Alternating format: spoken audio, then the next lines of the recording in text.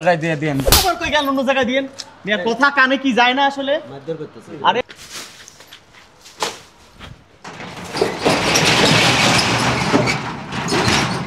এই যে ভাই এদিকে আছেন কি ভাই?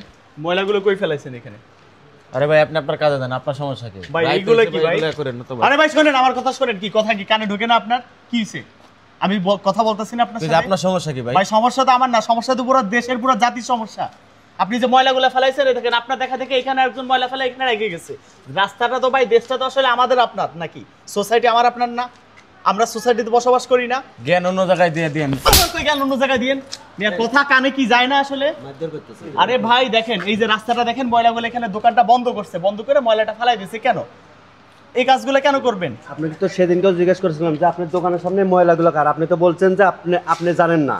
কে ভাই এরা আসলে কি করে 150 টাকা ময়লা আলারে দেওয়ার ভয়েতে এইভাবে ফালাই দিয়ে চলে যায়।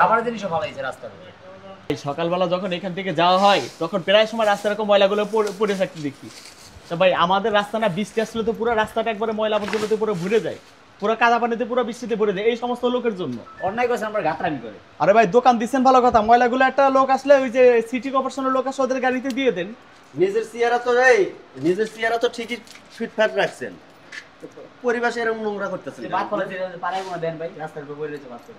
ওইগুলো টোকানে ময়লাগুলো টোকান এই যে উড়ান এগুলো উড়ান। ওইগুলো উঠান ওই ঝাড়ু আছে ঝাড়ু দিয়ে ময়লাগুলো উঠাই দেন